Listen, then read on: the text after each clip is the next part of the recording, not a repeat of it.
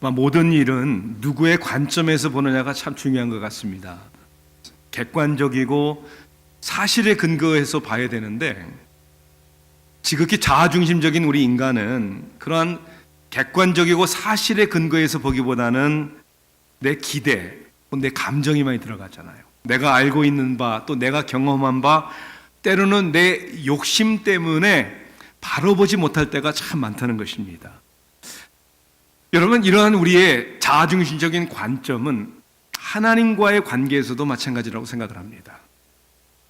하나님 중심의, 하나님 진리에 근거된 우리들의 신앙 생활이 되어야 되는데, 사실 하나님이 원하시는 그런 신앙생활보다는 여기에는 나의 많은 기대와 욕심이 들어가 있을 때가 많다는 것이죠. 그래서 때로는 우리가 하나님 앞에 하나님에 대해서 이해가 잘 되지 않고, 납득이 잘 되지 않고, 때로는 정말 받아들이기 힘들고, 때로는 부정하고, 오히려 내 생각과 내 신념이 들어간 나도 모르는 사이에 그런 신앙생활을 할 때가 너무나 많다는 것이죠. 우리가 로마서 말씀을 우리가 이제 1장부터 우리가 함께 말씀을 나누면서 오늘 이제 2장 1절부터 말씀을 보겠는데, 우리가 이 성경을 공부할 때마다, 말씀을 들을 때마다 내 기대, 내 의지, 내 생각, 내 욕심이 아니라 하나님의 진리에 근거된 하나님에 대한 우리의 깨달음이 있어야 될 줄로 믿습니다. 오늘 로마서 강의 5번째 말씀, 오늘은 2장 1절부터 16절까지 말씀이 되겠습니다. 하나님의 말씀을 우리 한번 같이 읽도록 하겠습니다. 로마서 2장 1절부터 16절까지 말씀입니다. 1절부터 같이 읽겠습니다. 그러므로 남을 판단하는 사람아, 누구를 막론하고 내가 핑계하지 못할 것은 남을 판단하는 것으로 네가 너를 정죄함이니 판단하는 네가 같은 일을 행함이니라. 이런 일을 행하는 자에게 하나님의 심판이 진리대로 되는 줄 우리가 아노라. 이런 일을 행하는 자를 판단하고도 같은 일을 행하는 사람아, 네가 하나님의 심판을 피할 줄로 생각하느냐? 혹 네가 하나님의 인자하심이 너를 인도하여 회개하게 하심을 알지 못하여 그의 인자하심과 용납하심과 길이 참으심이 풍성함을 멸시하느냐? 다만 네 고집과 회개하지 아니한 마음을 따라 진노의 날, 곧 하나님의 의로우신 심판이 나타나는 그날에 임할 진노를 내게 쌓는도다. 하나님께서 각 사람에게 그 행한 대로 보응하시되 참고 선을 행하여 영광과 존귀와 썩지 아니함을 구하는 자에게는 영생으로 하시고, 오직 당을 지어 진리를 따르지 아니하고 불의를 따르는 자에게는 진노와 분노로 하시리라. 악을 행하는 각 사람의 영에는 환난과 곤고가 있으리니 먼저는 유대인에게요 그리고 헬라인에게며, 선을 행하는 각 사람에게는 영광과 존귀와 평강이 있으리니 먼저는 유대인에게요 그리고 헬라인에게라. 이는 하나님께서 외모로 사람을 취하지 아니하심이라. 무릇 율법 없이 범죄한 자는 또한 율법 없이 망하고, 무릇 율법이 있고 범죄한 자는 율법으로 말미암아 심판을 받으리라. 하나님 앞에서는 율법을 듣는 자가 의인이 아니요 오직 율법을 행하는 자라야 의롭다 하심을 얻으리니, 율법 없는 이방인이 본성으로 율법의 일을 행할 때에는 이 사람은 율법이 없어도 자기가 자기에게 율법이 되나니, 이런 이들은 그 양심이 증거가 되고 그 생각들이 서로 혹은 고발하며 혹은 변명하여 그 마음에 새긴 율법의 행위를 나타내느니라. 곧 나의 복음에 이른 바와 같이 하나님이 예수 그리스도로 말미암아 사람들의 은밀한 것을 심판하시는 그 날이라. 아멘. 우리가 하나님에 대한 이 성경의 가르침 가운데 어떻게 보면 가장 이해하기 힘들고 특히 납득하기 어려운 교리 중 하나는, 하나님께서 하나님이 창조한 인간의 죄에 대해서 하나님이 분노하시고 하나님이 심판하시겠다라는 주제의 말씀입니다. 우리가 이제 로마서 1장에서도 18절에 그렇게 읽었습니다. 하나님의 진노가 불의로 진리를 막는 사람들의 모든 경건하지 않음과 불의에 대하여 하늘로부터 나타나나니, 즉 이 불의와 인간의 죄에 대해 하나님께서 진노하신다, 이 진노가 하늘로부터 나타난다 라고 이렇게 말씀하고 있습니다. 우리가 오늘 읽은 2장 2절의 말씀에도 보니까 하나님의 심판이 진리대로 되는 줄 우리가 아노라. 하나님은 노하실 뿐만 아니라 진리대로 하나님은 심판하시겠다는 것이죠. 3절에는 그래서 뭐라고 말합니까? 하나님의 심판을 피할 줄로 생각하느냐? 피할 수가 없다는 거예요. 하나님의 진노와 심판을 피할 사람이 없다는 것이죠. 그러니까 이 사실이 참 받아들이기가 쉽지가 않다는 거예요. 자, 그래서 이 죄에 대해 하나님이 진노하시고 심판하심에 대하여 사람들이 이러한 생각 때문에 세 가지의 그릇된 결론을 내리곤 합니다. 자, 어떤 결론을 내릴까요? 첫째는 이 심판하시는 하나님을 불신하는 것입니다. 하나님이 죄에 대해 진노하시고 심판하시겠다는 것을 받아들일 수 없는 거죠. 그리고 하나님은 이제 이렇게 얘기합니다. 나는 하나님을 믿지 않겠다. 그런 하나님을 나 안 믿겠다. 어떻게 보면 하나님 자체를 부정하기 때문에 하나님의 심판을 거부하는, 부정하는 그런 결론에 이를 수 있겠죠. 자, 둘째는 잘못된 결론이 뭐냐면 이겁니다. 하나님의 사랑만을 강조하는 거예요. 하나님의 사랑만을. 그러니까 하나님은 절대 그러실 리가 없다. 하나님은 사랑이시기 때문에 그 누구도 하나님은 진노하지 아니하시고 심판하지도 아니하실 것이다. 이것을 우리는 다원주의라고 하죠. Universalism. 즉 하나님은 은혜와 사랑의 하나님이시기 때문에 결국 모든 사람을 그 사랑 가운데 품어주시고 구원해 주실 것이다 라고 생각하는 것입니다. 몇 년 전에 미시건에서 큰 미국 교회를 목회하시던 랍 벨이라는 목사가 Love Wins라는 그런 책을 내서 미국 교계에 큰 파장을 일으켰습니다. Love Wins, 사랑이 이긴다. 뭐 그 제목이 시사하듯이 하나님은 사랑이시기 때문에, 사랑의 하나님이시기 때문에 진노와 심판의 하나님은 아니시다, 이렇게 얘기를 하는 거죠. 2011년 4월 25일 타임스라는 잡지 표지 기사에 이 사람의 이야기가 실렸습니다. 타임스를 보면 딱 그렇게 되어 있는데요. 제목이 뭐죠? 타임스 이 잡지에 What if there is no hell? 만약에 지옥이 없다면, 이게 이제 랍 벨이라는 목사가 쓴 책을 근거로 해서 이런 기사를 낸 거예요. 자, 그런데 심판하시는 하나님을 믿지 않겠다라는 사람이나 하나님은 사랑이시기 때문에 절대 심판하실 리가 없다는 사람들은, 여러분 가만히 우리가 생각해 봅니다. 이 신학적으로도 잘못 생각을 하고 있고 또한 비논리적입니다. 그리고 이중잣대를 가지고 있는 사람들이다라고 우리는 판단할 수 있습니다. 자, 왜냐하면 우리가 살고 있는 인간 사회에서도 사람들이 그렇게 생각하지 않습니다. 그렇게 믿지 않습니다. 세상에는 법이 있습니다. 그리고 법을 어기는 사람들에 대한 당연한 응징이 있어야 된다고 그렇게 생각을 합니다. 19살의 니콜라스 크루즈라는 사람이 얼마 전에 파클랜드 플로리다에 있는 고등학교에 들어가서 14명의 학생과 3명의 교사를 정말 무차별하게 살해를 했습니다. 그렇게 범죄를 저지르고요, 버젓이 월마트까지 걸어가서 그 안에 있는 서브웨이에서 음료수를 사서 마셨대요. 맥도날드에도 들리고, 그리고 태연하게 길을 걸어가다가 경찰에 의해서 체포가 되었다고 합니다. 여러분, 이 17명의 무고한 사람을 정말 정당한 이유도 없이 살해한 이 니콜라스 크루즈라는 사람이 어떻게 되어야 되나요? 사랑하고 이 사람을 품어야 됩니까? 자, 물론 그는 불우한 가정에서 성장했다고 합니다. 바로 몇 년 전에 어머니를 잃어버렸다고 그래요. 그리고 정신적인 문제에 시달렸다고 합니다. 여러분, 그러한 그의 가족 배경이나 정신적인 문제에 대해서는 우리가 안타까운 마음을 가질 수 있지만, 그가 저지른 만행에 대해서는 그가 마땅히 법의 심판을 받아야 된다고 그렇게 생각하는 것이 당연하지 않습니까? 여러분 생각해 보세요. 인간과 인간 사이에 저지른 죄에 대해서도 우리는 분노하고 그 죄인을 정죄하는 것이 당연하다고 생각을 한다면 하물며 인간이 창조주 되시는 하나님에 대하여 범죄한 사실에 대해서는 당연히 어떻게 하나님이 용서하셔야 된다, 그리고 하나님이 다 품어주셔야 된다, 진노하시면 안 된다, 심판하시면 안 된다, 어떻게 그런 생각을 가질 수 있습니까? 이건 이중잣대죠. 이거는 비논리적인 것입니다. 심판을 하시는 하나님을 불신하는 것이나 하나님의 사랑만을 강조하는 것은 그것은 진리가 아닙니다.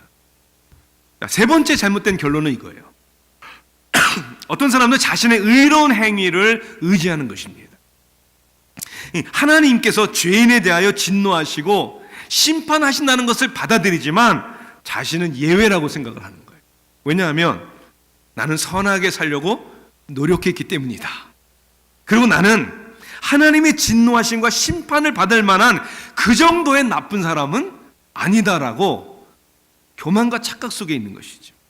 아마 이것은, 이런 생각을 하게 된 동기는 나보다 더 못되고 나쁘고 악한 사람들을 보면서 그들과의 비교의식 가운데 나오는 자의, 스스로 의롭다고 생각하는 착각이라고 볼 수 있는 겁니다. 우리가 오늘 이제 본문을 읽었는데, 이 본문에서 바울은 어떤 유대인들이 이런 착각과 교만한 생각을 하고 있었다는 것을 지적하고 있습니다. 유대인들에게는 율법이 있었습니다. 그리고 유대인들은 그 율법을 지키려고 부단히도 노력을 했습니다. 그리고 자신들의 어떠한 도덕성에 대해서 어느 정도 자부심을 가지고 있었습니다.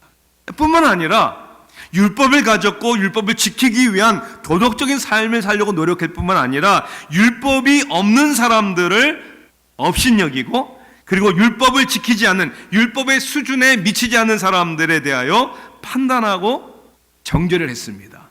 마치 이렇게 얘기하는 거죠. 야, 너네들은 왜 그렇게 사니? 이러한 어떤 우월감, 자의. 자, 그런데 그 유대인들을 향하여, 그리고 지금도 도덕적으로 선하게 살면서 나는 하나님의 진노하심과 심판에 예외된 사람이라고 생각하는 사람들을 향하여 오늘 본문 2장 1절은 단호하게 이렇게 선포합니다. 2장 1절에 그러므로 남을 판단하는 사람아, 누구를 막론하고 네가 핑계하지 못할 것은 남을 판단하는 것으로 네가 너를 정죄함이니 판단하는 내가 같은 일을 행함이니라 그랬어요. 이 말을 이제 새 번역은 이렇게 번역을 합니다. 그러므로 남을 심판하는 사람이여, 그대가 누구이든지 죄가 없다고 변명할 수 없습니다. 그대는 남을 심판하는 일로 결국 자기를 정죄하는 셈입니다. 남을 심판하는 그대도 똑같은 일을 하고 있기 때문입니다. 율법이 없는 사람이나 율법이 있는 사람이나 누가 누구를 정죄하거나 판단할 수 없이 똑같이 죄인이다, 이렇게 성경은 말씀하고 있는 것이죠. 자, 그런데 로마서 1장과 로마서 2장을 우리가 보면서 주목해야 할 것은 한 가지의 분명한 차이점이 있고 또 한 가지의 공통점이 있습니다. 차이점이 뭐냐면 1장에서는 이 사도 바울이 쓴 이 로마서의 대상이 3인칭 복수로 나옵니다. 그들이 이렇게 돼 있어요. 그들이. 영어로는 they 이렇게 됩니다.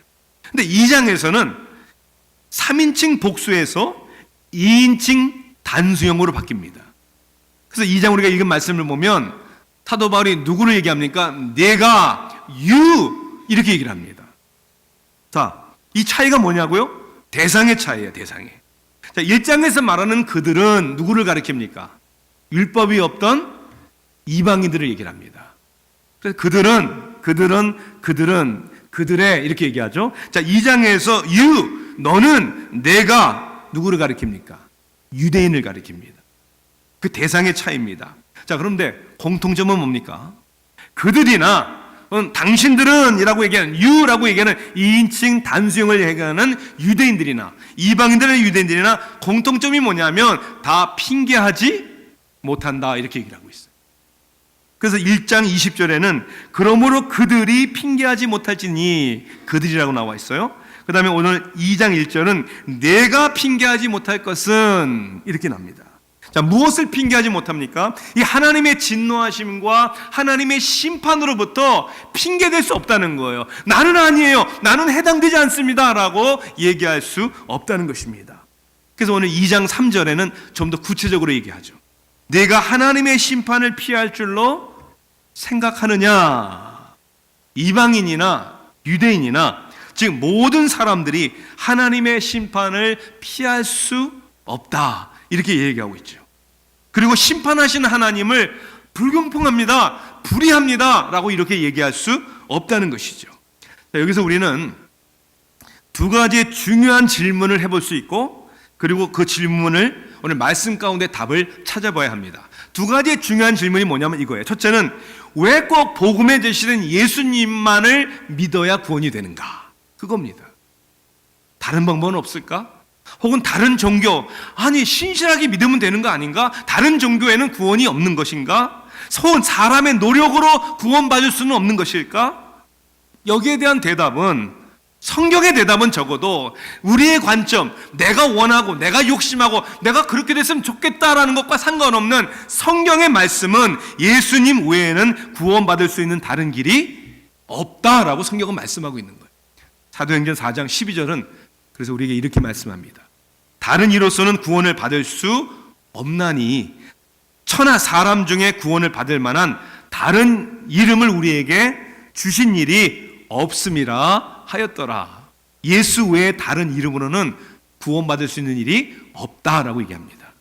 우리가 잘 알고 있는 요한복음 14장 6절 말씀, 예수께서 이르시되 내가 곧 길이요 진리요 생명이니 나로 말지 않고는 아버지께로 올 자가 없느니라.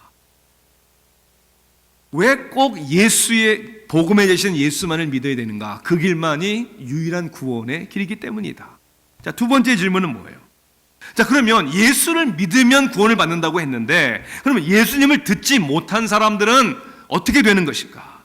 예수님을 믿을 기회를 갖지 못한 사람들을 심판하는 것은 불공평한 일이다라고 생각할 수 있는 것이죠. 왜요? 믿을 수 있는 기회가 없었으니. 그래서 하나님의 심판이 그 사람들까지도 심판하신다면 의롭지 않다라고 생각하는 사람들이 있다는 거예요. 자, 이제 이 두 가지 질문에 대해서 우리가 다음과 같은 성경적인 답을 통해서 우리가 결론을 맺어야 됩니다, 오늘. 자, 만일 복음 외에 다른 구원의 길이 있고 복음에 제시된 예수님을 듣는 기회가 없는 사람들에게 다른 방법이 있다라고 말한다면, 만일 오늘 세 가지의 우리는 결론을 통해서 우리는 그것을 비판하고 그것을 우리는 리젝트 해야 됩니다. 첫째는, 만약에 그렇다면 다른 길이 있다면, 첫째는 성경이 말씀하시는 죄의 문제를 부정하는 것입니다. 뭘 부정한다고요? 죄의 문제. 우린 죄인이라는 사실을 부정하는 거예요. 다시 얘기하자면 인간의 죄가 얼마나 악하고 반드시 그 죄의 심판을 받아야 된다는 사실을 부정하는 거예요. 자, 심판의 원인과 하나님이 심판하시는 심판의 원인과 심판으로부터 구원의 길, 이것은 두 가지의 차이가 있다는 것을 우리가 알아야 합니다. 자, 우리 이해할 수 있도록 이렇게 설명을 해보자면, 우리가 질병이 있다면 그 질병의 원인, 사람을 죽이게 하는 질병의 원인과 그 질병을 치료할 수 있는 해결책에는 차이가 있다는 거예요. 이렇게 예를 들어 볼게요. 평생 이제 자신의 건강을 돌보지 않고 방치해 두었다가 이제 심한 심장 질환이 와가지고 이식 수술을 하지 않으면 이제 죽을 수밖에 없는 그런 시한부 인생을 사는 사람이 있다고 가정해 보십시다. 그 사람이 살 수 있는 방법은 뭐예요? 누군가가 사고로 죽어야 하고, 그리고 죽으면서 건강한 심장을 도네이션 해야 됩니다. 그렇죠? 그 이식 수술을 받고 살 수 있는 거예요. 자, 그런데 그 이식 수술을 받지 못하고 이 사람이 세상을 떠난다면 여러분, 누구를 원망할 수 있습니까? 원망할 수 있어요? 아니, 자기가 살기 위해서 누군가 심장을 도네이션하지 않았다고 원망할 수 있습니까? 아니, 그건 아쉬운 거죠. 누가 죽어서 도네이션 해주면 참 좋겠지만 결국 아쉬운 것뿐이고, 누가 도네이션을 안 해서 죽은 게 아니라 왜 죽은 겁니까? 자기가 심장병이 있어서 죽은 거예요. 자기가 자기 건강을 돌보지 않아서 죽은 거예요. 원인은 자기에게 있다는 거예요. 자, 우리가 이제 복음으로 다시 넘어가서 생각을 해봅니다. 그러니까 어떻게 보면은 예수님을 믿지 않기 때문에 멸망을 당하는 것이 아니라, 자, 왜 멸망을 당하는 것입니까? 자기 죄 때문에 멸망과 심판을 받게 되는 것입니다. 우리는 이렇게 생각할 수 있어요. 하나님이 이 세상의 모든 사람들 가운데서도 한 사람도 구원하지 않는다 할지라도 하나님 심판이 부당합니다 라고 말할 수 없는 것은 모든 사람이 죄를 범하였음에 하나님의 영광에 이르지 못했기 때문에, 그리고 죄의 싹은 사망이기 때문에, 결국은 우리의 죄 때문에 죄와 허물로 죽었던 우리를 성경은 이렇게 말씀하고 있습니다. 그래서 결론적으로 바울이 16절에 그렇게 얘기하잖아요. 곧 나의 복음에 이른 바와 같이 하나님이 예수 그리스도로 말미암아 하나님의 은밀한 것을 심판하시는 그날이라. 결국 우리 인간은 우리 죄로 말미암아 죽고 멸망당할 수밖에 없고, 결국 심판의 날에는 예수님께서 불신자들의 심판자가 되어주시고, 그리고 믿는 자들의 구원자가 되어주신다는, 즉 예수님은 불신자들의 심판자가 되시거나 아니면 죄 가운데 빠져 죽을 수밖에 없는 자들을 믿음 가운데 구원자가 되게 하시는, 그러니 예수님을 부정하는 것은 우리 인간에게 있는 심각한 죄의 문제를 부정하는 것이다. 두 번째 부정은 이겁니다. 예수님 외에 다른 길이 있다면, 이렇게 얘기한다면 예수 그리스도께서 이 땅에 오셔서 이루신 구원의 능력을 어떻게 하는 겁니까? 부정하는 겁니다. 예수님을 부정하는 거예요. 예수님 외에 다른 방법이 있다면 그거야말로 예수님께서 이 땅에 오신 목적도 이유도 다 무의미하게 되는 것이고, 예수 그리스도의 구원의 능력을 부정하는 것이죠. 우리가 1장 16절에서 그래서 그런 말씀을 읽었습니다. 내가 복음을 부끄러워하지 아니하노니. 왜 사도 바울이 복음을 부끄러워하지 않습니까? 이 복음은 모든 믿는 자에게 구원을 주시는 하나님의 능력이 됩니다. 먼저는 유대인에게요, 그리고 헬라인에게로다. 빌립보서 2장 6절부터 8절까지의 말씀. 그는, 여기서 예수 그리스도를 얘기합니다. 근본 하나님의 본체시나 하나님과 동등됨을 취할 것으로 여기지 아니하시고 오히려 자기를 비워 종의 형체를 가지사 사람들과 같이 되셨고 사람의 모양으로 나타나사 자기를 낮추시고 죽기까지 복종하셨으니 곧 십자가에 죽으심이라. 자, 이 말씀을 토대로 해서 우리가 생각해 봅니다. 만약에 예수님 외에 다른 방법이 있다면 왜 예수님께서 하늘 보좌를 버리시고 낮고 낮은 이 땅에 육신의 몸을 입고 오신 것입니까? 그리고 사람들에게 배신을 당하고 사람들에게 버림을 받고 십자가에 죽기까지 왜 그 고난의 길을 가셨고 죽기까지 예수님이 왜 복종하신 것입니까? 다시 얘기하자면 예수님 외에 다른 구원의 길이 있다고 말하는 것은 우리 기독교 신앙의 파운데이션, 초석이 되는 예수 그리스도를 부정하고 예수 그리스도를 무의미하게 만들어버리는 것입니다. 그리고 또한 더 심각한 것은 예수님을 부정하는 것은 누구를 부정하는 것입니까? 하나님을 부정하는 것입니다. 마태복음 10장 33절에서 예수님은 그렇게 말씀하셨어요. 누구든지 사람 앞에서 나를 부인하면 나도 하늘에 계신 내 아버지 앞에서 그를 부인하리라. 복음에 제시된 예수 그리스도 외에 그 어떠한 방법, 어떠한 길을 말하는 것은 예수 그리스도께서 오셔서 이루신 구원의 능력을 부정하는 것이고 그것은 결국 하나님을 불신하고 하나님을 부정하는 것이다. 적어도 이것은 성경의 가르침입니다. 세 번째로 부정하는 것은 예수님 외에 다른 방법이 있다라고 말하는 것은 하나님의 사랑과 하나님의 명령을 부정하는 것입니다. 우리가 잘 알고 있는 성경 구절이죠. 하나님이 세상을 이처럼 사랑하사, 하나님이 사랑하셨어요. 독생자를 주셨으니 이는 누구든지 저를 믿는 자마다 멸망치 않고 영생을 얻게 하려 하심이라. 자, 이 말씀을 보면 하나님께서 우리에게 다른 것을 요구하지 아니하시고 그 하나님의 사랑과 은혜 가운데 예수 그리스도를 믿는 믿음을 통해 영생을 주시겠다고 약속을 하셨습니다. 자, 그런데 사람들은 어리석게도 아니 교만하게도 이 약속을 받아들이고 믿기보다는 다른 방법이 혹시 있지 않는가라고 생각을 한다면 이것은 하나님의 사랑을 부정하는 것입니다. 또한 복음만이 유일한 구원의 길이라면 예수 그리스도를 믿기 위해서 복음을 들어야 하는데 복음을 듣지 못한 사람들이 심판을 받는다면 그건 불공평한 일이 아닌가, 그래서 다른 길이 있어야 되지 않는가라고 생각하는 사람들을 향하여 저는 이렇게 오히려 반문하고 싶습니다.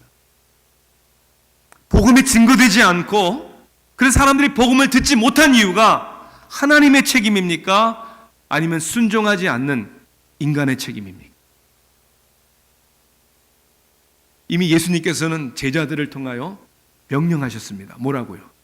사랑하시기 때문에, 복음 외에는 다른 소망이 없기 때문에 제자들을 향하여 땅끝까지 이르러 내 증인이 되라. 그리고 너희는 가서 어디로 가라고 그랬어요? 세상을 향해 가서 아버지와 아들과 아들의 이름으로 세례를 주라고 그랬어요. 제자를 삼으라고 그랬습니다. 그래서 예수님의 제자들은 이 복음의 능력을 믿었기 때문에 땅끝까지 복음을 증거하다가 순교를 당했습니다. 우리 기독교의 역사는 이 복음의 능력을 믿기 때문에, 유일한 구원의 길이 되시는 예수님을 믿기 때문에 이 예수님을 믿을 뿐만 아니라 이 예수님을 땅끝까지 증거하기 위하여 자신을 부인하고 자신의 모든 것을 내려놓고 목숨까지 드리며 이 복음의 증거를 위해 자신을 희생한 사람들의 이야기가 우리 기독교 역사의 이야기입니다. 우상 숭배 가운데 죄악 가운데 있었던 우리 민족을 복음으로 구원하기 위하여 서양 선교사들은 그 당시 비행기도 아니에요. 태평양을 건너 미국에서, 유럽에서 정말 낯선 나라의 사람들을 향하여 그 못 사는 나라, 우상 숭배가 가득한 나라, 서양 사람들을 서양 귀신이라고 배척하던 그때 자신들의 생명을 걸고 바다를 건너 미지의 땅에 와서 복음을 증거합니다. 그렇게 했어요. 왜요? 복음의 능력을 믿기 때문에. 복음이 아니면, 예수가 아니면 소망이 없다는 것을 그들은 믿었기 때문에. 우리 한국의 최초의 장로교 선교사라고 하는 언더우드 선교사, 그는 그뿐만이 아니라 그 자녀 손손 한국에서 이 복음을 증거하기 위하여 교회를 세교회에 헌신된 가족입니다. 우리는 그 유명한 언더우드 선교사의 기도문을 우리가 읽을 때마다 이 복음의 소망에 대한 뜨거움을 우리 마음에 가질 수밖에 없습니다. 배지 않는 조선의 마음이라는 그러한 언더우드의 기도는 이런 기도입니다. 주여, 지금은 아무것도 보이지 않습니다. 주님, 메마르고 가난한 땅, 나무 한 그루 시원하게 자라오르지 못하고 있는 땅에 저희들을 옮겨와 심으셨습니다. 그 넓고 넓은 태평양을 어떻게 건너왔는지 그 사실이 기적입니다. 주께서 붙잡아 뚝 떨어뜨려 놓으신 듯한 이곳, 지금은 아무것도 보이질 않습니다. 보이는 것은 고집스럽게 얼룩진 어둠뿐입니다. 어둠과 가난과 인습에 묶여있는 조선 사람들 뿐입니다. 그들은 왜 묶여있는지도, 고통이라는 것도 모르고 있습니다. 고통을 고통인 줄 모르는 자에게 고통을 벗겨주겠다고 하면 의심부터 하고 화부터 냅니다. 조선 남자들의 속셈이 보이지 않습니다. 이 나라 조정의 내심도 보이질 않습니다. 가마를 타고 다니는 여자들을 영영 볼 기회가 없으면 어쩌나 합니다. 조선의 마음이 보이질 않습니다. 그리고 저희가 해야 할 일이 보이질 않습니다. 그러나 주님, 순종하겠습니다. 겸손하게 순종할 때 주께서 일을 시작하시고 그 하시는 일을 우리들의 영적인 눈이 볼 수 있는 날이 있을 줄을 믿나이다. 믿음은 바라는 것들의 실상이요 보이지 못하는 것들의 증거니 라고 하신 말씀을 따라 조선의 믿음의 앞날을 볼 수 있게 될 것을 믿습니다. 지금은 우리가 서양 귀신 양귀자라고 손가락질을 받고 있사오나 저희들이 우리 영혼과 하나인 것을 깨닫고 하늘나라의 한 백성, 한 자녀임을 알고 눈물로 기뻐할 날이 있음을 믿나이다. 지금은 예배드릴 예배당도 없고 학교도 없고 그저 경계의 의심과 멸시와 천대함이 가득한 이곳이지만 이곳이 머지않아 은총의 땅이 되리라는 것을 믿습니다. 주여, 오직 제 믿음을 붙잡아 주소서.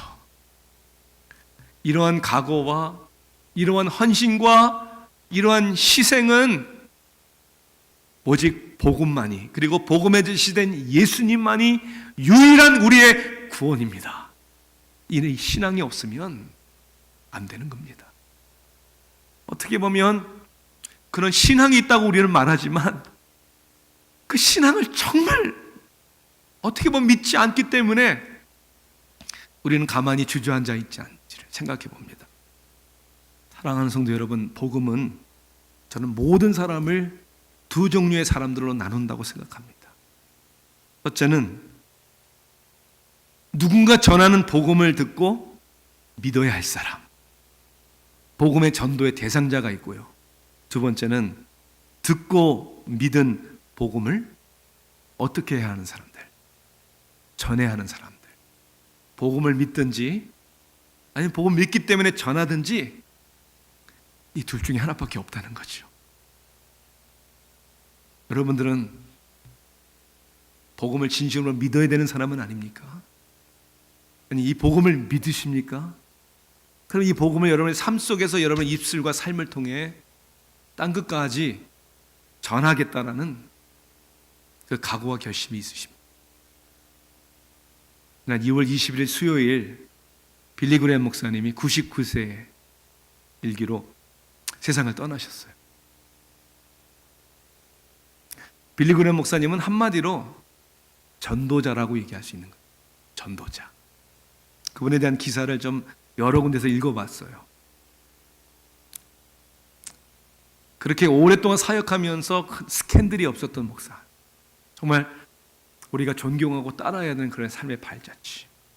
그러나 누구보다 그는 전도자로서 지금까지 1억의 인구에게 복음을 직접 전했다고 합니다. 뭐 TV나 인터넷으로 전한 사람은 제외하고요. 본인이 직접 복음을 전한 사람들이 100만, 1000만, 억, 100 밀리언, 1억이래. 그리고 그런 집회 가운데 공식적으로 짓게 된 복음을 증거해서 예수님을 영접하겠다고 결심한 사람들이 300만이라고 합니다. 300만. 우리는 쉽게 이렇게 생각할 수 있습니다. 와, 정말 위대한 사람이구나. 위대한 전도자이구나. 훌륭한 사람이면 틀림이 없습니다. 그러나 빌리 그레이엄은 위대한 사람이 아닙니다. 빌리 그레이엄은 위대한 복음에 제시된 예수님을 믿고 구원받은 죄인으로서 그 위대한 복음이 너무나도 중요하기에 그 복음을 평생 그 위대한 복음에 제시된 위대한 예수 그리스도를 증거하신 그냥 평범한 그리스도인입니다. 여러분, 우리는 대단한 사람이 아닙니다. 연약한 사람들입니다. 그러나 우리는 위대한 복음에 제시된 예수를 믿음으로 거듭난 사람들입니다. 하나님의 자녀가 된 사람들입니다. 그럼 우리는 하나님의 심판에 대해서 하나님의 심판은 의롭습니다. 그리고 그 심판을 피하여 유일하게 구원받을 수 있는 예수 그리스도를 우리는 땅끝까지 증거하는 우리도 전도자의 삶을 살아야 되는 줄 믿습니다. 기도하시겠습니다. 사랑의 하나님, 오늘 이 시간도 우리가 얼마나 우리 인간의 생각과 기대와 경험과 욕심에 치우쳐서 하나님을 바로 알지 못하고 내 중심으로 살아왔는지를 깨닫게 해주시니 인정합니다. 고백합니다. 공의로우신 하나님, 의로우신 하나님, 반드시 이 세상을 물로 심판하셨던 하나님은 다시 불로 심판하시겠다고 말씀하셨습니다. 그러나 공의 하나님은 은혜 하나님이시라.